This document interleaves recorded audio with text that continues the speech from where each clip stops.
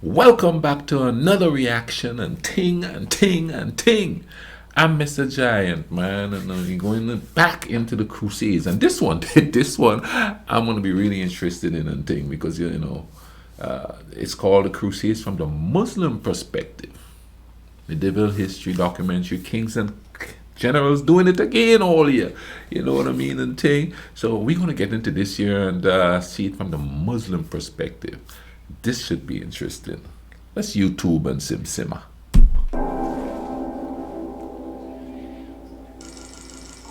The Crusades are a series of religious wars launched by the medieval Christian European kingdoms against the Muslim states of the Middle East with an aim to gain Jerusalem for the Christian realm. Much has been written about... No. That's interesting because, medieval times, the Muslims and the Christians been battling each other. You understand what I mean? So the modern times, you have them doing this battling thing again. And back then, maybe it was religious reasons, ideological reasons, and I think now it's just for money. You know what I mean? It's to get that natural resources and thing, and who could, get those resources and control the world as such. You know what I mean? But let's keep going. I'm kind of excited for this one. The Crusades. Many videos have been made on this topic, but most of them share the same shortcoming. The majority of mainstream accounts of the Crusades are extremely Eurocentric, as often only Christian European perspectives on this process are being described. In this video, we're going to talk about the perspective of Muslim chroniclers on the Crusades and their medieval Europeans in general. Let's see it. Thankfully, you don't need to go to war to get yourself a title, and the sponsor of this video, Established Titles, is perfect if you want to gift that title or get it for yourself. Established Titles is a project based on a medieval Scottish custom of referring to landowners as lairds, or lords and ladies in English. They allow you to buy as little as 1 square foot of dedicated land so that you can call yourself a lord or lady. Established Titles' primary goal is to provide an 11 map of Scotland made by the famous English cartographer John Speed. They have a huge holiday sale right now with up to 80% off. Support our channel and become a lord or lady today. Go to establishedtitles.com/generals or click the link in the description and use the code GENERALS to get 10% off. While the Muslim and Christian states have warred throughout the medieval era, there was not that and it's still warring today between these two civilizations. The centers of the respective civilizations were far from each other, and the more regular contacts were only in the peripheries, the Iberian Peninsula, Mediterranean islands, and Anatolia. And most of these contacts contained military conflict. This enabled both sides to have a stereotypical view of each other. Medieval Muslims thought of their contemporary Europeans it's fun. Well, hold on. Let's hear what they thought of as them. savage, warlike barbarians who lacked any sense of hygiene and were backwards in their development. Europe was thought of as a cold, dark, and misty place. At the time, the Islamic world was much bigger, wealthier, and more scientifically developed. Major cities of the Islamic world, like Baghdad, hosted hundreds of thousands of inhabitants, while European cities like Paris and London would have had around 20,000 people each. It probably only increased the condescension of Muslim chroniclers writing about the medieval Europeans before and during the Crusades. And the thing about it is, man, the portrayal of them as being Muslims as being barbaric and uncivilized with uncivilized customs, you know what I mean? It still holds true today. I hear people talk about Muslims like if they're these savages, you know what I mean? And then I meet Muslims and they're just like me. Just have a different religious thinking. And of course, you could say whatever you want. Religion does affect the politics of a region. Absolutely affects it, because we can't seem to separate it. You know what I mean? Like here, when somebody's running for office, the first thing they're gonna say is a God-fearing man. You know what I mean? And I'm taking that in Muslim countries. You know, they say, oh, he's a good Muslim man. You know what I mean? So he could make a great leader because he's pious and he's spiritual, and you know he reads his Quran or his Bible. You know what I mean? Which would garner more respect for him. You know what I mean? And though that is all fine and dandy, I think that just takes away the human side of things. You know what I mean? Because we create things like religion, not spirituality, religion. We create them, and they tend to carve the way people think of things. You know, I'm sorry, I'm pausing a lot. I'm trying to find the right words to describe this. You know, because even though I'm not a very religious person, I have no intentions of insulting anybody's beliefs. You know what I mean? Because that's what causes problems. You know, we insult each other's beliefs, we insult each other's culture. You know, they're barbaric. You know what I mean? They're greedy. They're this, they're that. You know what I mean? And you know, a little off subject, the Jews. Oh, they're greedy. They keep the money and stuff like that. And then you talk to a Jewish person, the majority is just like everyday people. You know what I'm saying? But you take a sector of them, the ones that rule, because I guess that's the ones you see the most, and you equate their behavior, their thinking to everybody, which makes it kind of a dangerous thing. You understand what I mean? Let's keep going. Islamic world was politically divided. The Abbasid Caliphate was well Islamic past world its prime, politically and on the eve of divided. the First Crusade, it had become a mere figurehead. Centralized power had weakened, and many small clans based on family ties thrived throughout Syria and Palestine. The Shia Fatimid Caliphate, which ruled over Egypt at the start of the Crusades, was also on the decline on the eve of the First Crusade and had its own fair share of problems. The power on the rise in the Middle East were the Seljuk Turks. By the mid-11th century, they governed over the Abbasid Caliphate in everything but name, and established the Rum Sultanate of Seljuk in Anatolia from formerly Byzantine territories. Right on the eve of the Crusader invasion, the Islamic world had become subject to losses of its main political leaders. In 1092, the Seljuk vizier Nizam al-Mulk, the Abbasid Caliph al-Muqtadi, Nizam and the al-Mulk. Seljuk Sultan Makshah died.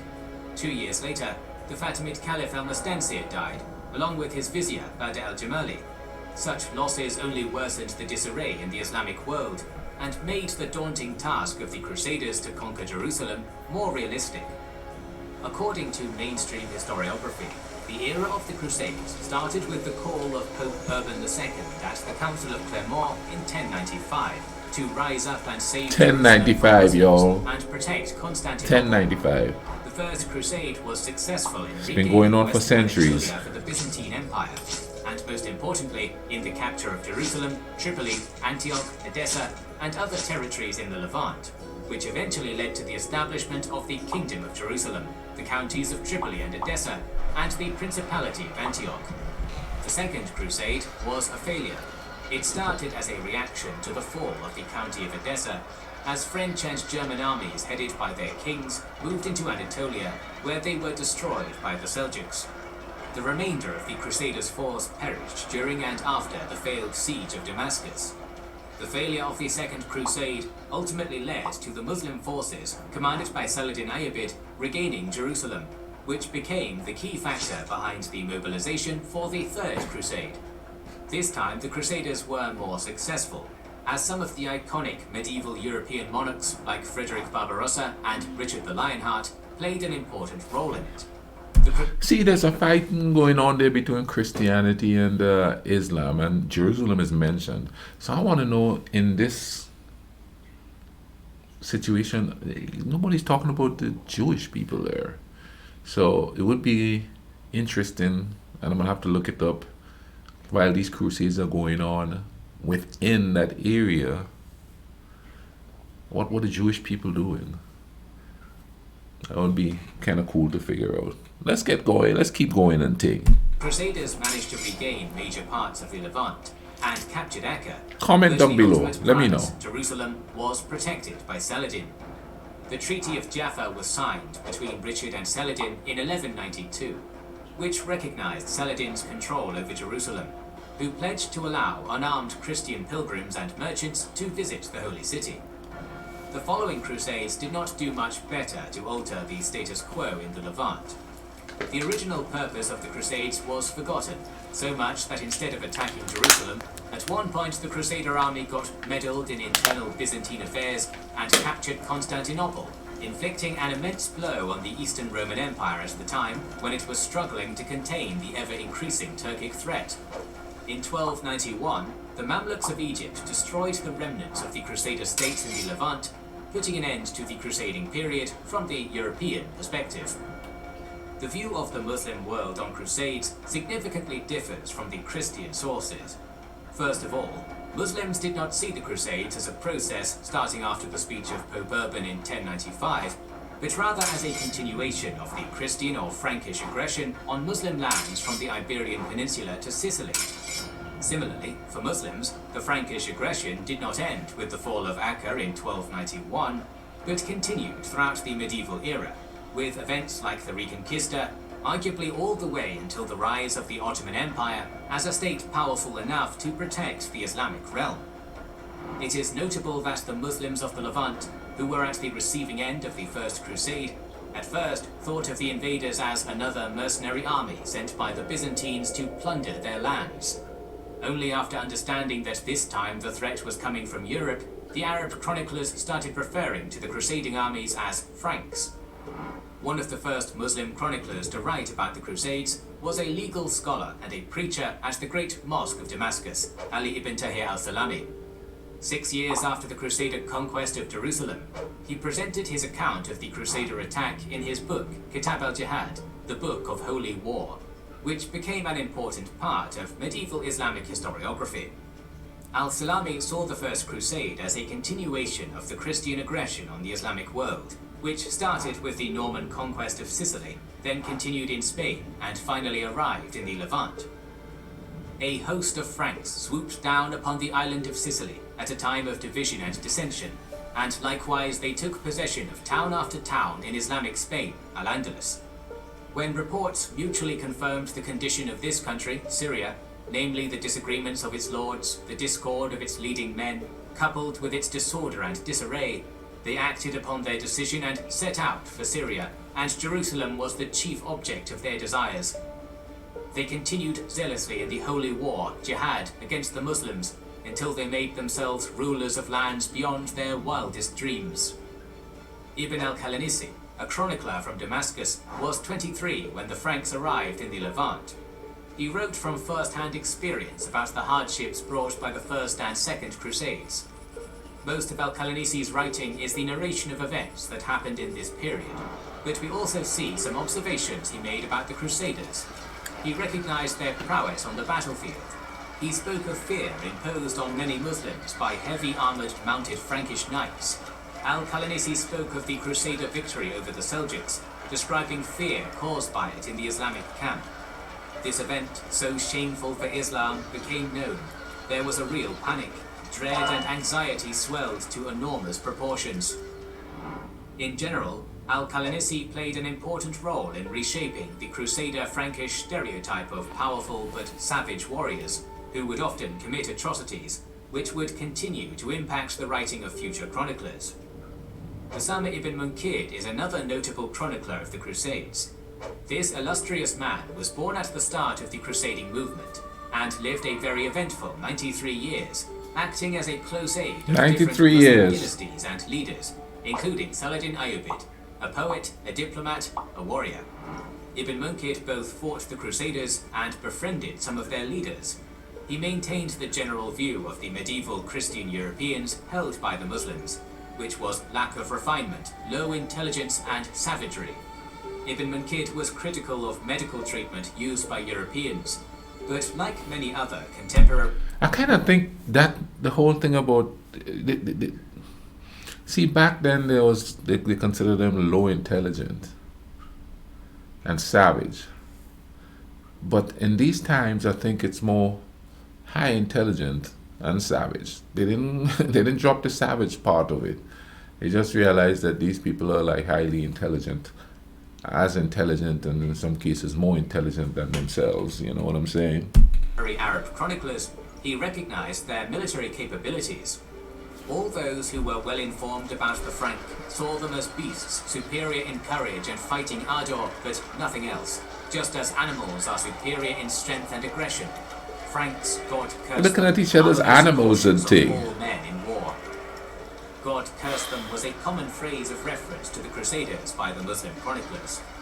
Usama ibn Munkid had first-hand experience of military encounters with the Crusaders as he fought them at the city of Ascalon. But as a different... See, he said God cursed them and all of that, and it's funny because not funny as in ha ha, but each side think the same way as the other side. What was it? After a war, was it in Iraq? One of the generals said from here said that my God is stronger than their God, and there is definitely a sense of creating a belief of lesser than on both sides, not just one side, on both sides. You're lesser than me. So it's okay if I, blow up this building or do all that. You're lesser than me. So it's okay if I bomb you and stuff like that, dehumanizing each other to justify barbaric actions on both sides. You know what I'm saying and thing? It's crazy. For that, he also traveled It's to kinda Crusader states and had quite warm relations interesting to with some see of its how leaders. it evolved like Ibn that. Munkid was said to be impressed with their courts and liked that they were not fully autocratic. Ibn Jubayr was arguably the Muslim chronicler with the most animosity and contempt for the Crusaders. Being born in Muslim Spain and experiencing a slow decline of the Muslim presence in the Iberian Peninsula probably predisposed him to a negative attitude towards Christian Europe. He travelled through the Levant on his way to pilgrimage to Mecca at the end of the 12th century, and the Christian occupation made a huge negative impression on him. Ibn Jubayr met refugees from Palestine and northern Syria who left the lands captured by the Crusaders and understandably carried a lot of resentment and anger towards the foreign invaders. Ibn Jubayr was unhappy with Muslims who decided to continue living in the occupied lands alongside the Christian invaders. He argued that there is no excuse before God for a Muslim to remain in a city of unbelief unless he is merely passing through. In the land of Islam, he finds shelter from the discomforts and evils to which he is subjected in the countries of the Christians, as, for example, when he hears disgusting words spoken about the Prophet, particularly by the most besotted, or finds it impossible to cleanse himself properly, or has to live among pigs, and so many other illicit things. Beware You hear that kind of of language their lands. today? You must seek Wow. God's pardon and mercy Centuries for such old. an error. Apparently, the occupation of Jerusalem and many other lands in the Levant failed to cause that much resentment and mobilization in the fragmented Muslim world, apart from the refugee communities. Ibn Jubayr tried to change this situation and did his utmost to rally the Muslims against the occupation. Another important Muslim chronicler of the period, Ibn al-Athir, is mostly known for his monumental work, Al-Kamil fi al-Tariq, The Consummate History. He is among the chroniclers who argued that the Christian aggression against the Islamic world started earlier, when Toledo and other cities of Islamic Spain, along with Sicily, were taken by the Christian Europeans. Considered a chief Muslim historian of the crusading period, Ibn al-Athir used his platform to call the Muslims to mobilize and end the occupation of the Levant. He wrote about the fear which grappled the Muslim communities of cities under attack by the Crusaders, along with overemphasizing the Muslim successes in repelling the Crusader aggression, while underplaying Muslim defeats, arguably in attempts to raise Muslim morale for mobilization against the infidels. One of the contemporaries of the latter See, I'm sorry, I'm stopping it a lot, but you see, both sides are doing the same thing. You know what I mean? I wonder if they teach a whole lot of, well, I know in some countries they don't want to teach anything about Christianity at all, and in some countries it's against the law and stuff like that. Is that a spiritual move or political move? You understand what I'm saying and thing? Because then what you fear what you don't know. So I wonder if something like teaching both sides and what both sides think of each other will probably make some people understand now, wait a minute now, you know what I mean? What they're writing might be politically motivated, or motivated to keep one's traditions, religion, belief, and all of that, just the same. I know somebody said that I had a comment that says that certain things are needed, and you have to keep traditions and stuff like that. But things change. I mean, the world is not the same from where it was back there, except for the division that seemed to have been maintained over centuries based on religious beliefs. That's why I like to. It's all well and good to have scholars write about it, but you also have to take the scholars' cultural bias. So maybe it's best to hear from a poor person. If he documents what he says, and then you document what the other poor person says from the other side, maybe they could see that they're having the same suffrage going on. You know what I'm saying? Which would make it seem like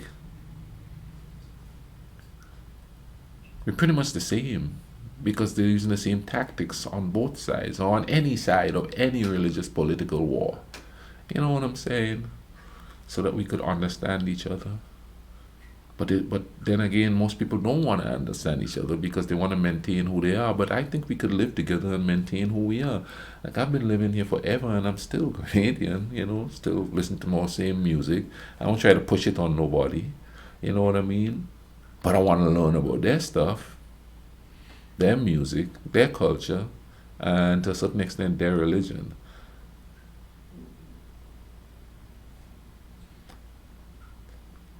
It's trying to find a way to understand each other.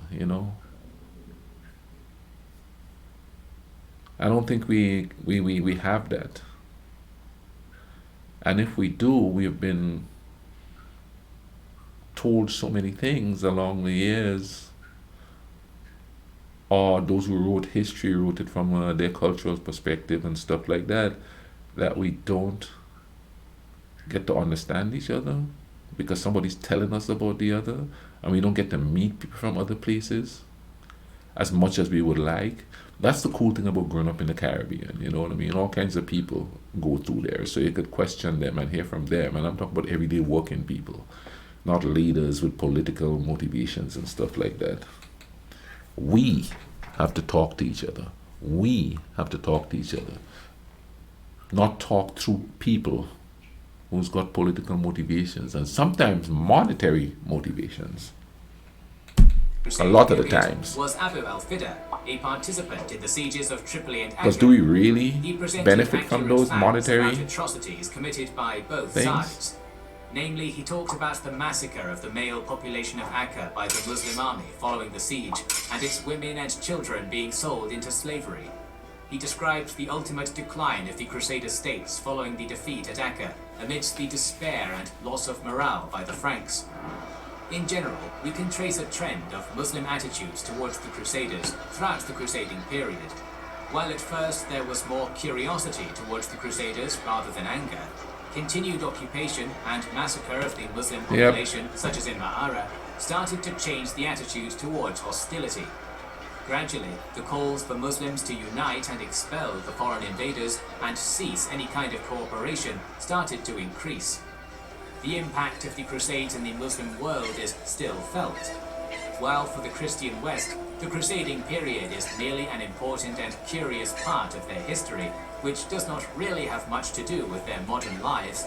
For many Muslims, it's seen as just an early episode of Western aggression, which is still going on today. Some Muslim politicians and opinion leaders still refer to the perceived modern Western attacks on the Islamic world as a continuation of the Crusades. Once again, thanks to Established Titles for sponsoring this video. Wow, I love watching Kings and Queens, man. It's like an unbiased portrayal of history and stuff. I hope you guys are liking this, man. Thank you all for watching this with me. Please comment down below, tell me what you think, you know what I mean? No arguments, no fighting. You got to come to that understanding. You know what I mean? I'll leave the link in the description for this. Y'all could go watch it without me stopping it every 2 minutes and babbling. But this was quite interesting, and I love the fact that kings and generals did this from a Muslim perspective. We see the comparisons, we see the similarities in what leaders do to get people to do their bidding. Anyway, thank you all for watching this with me. Take care of each other, alright? Cool runnings.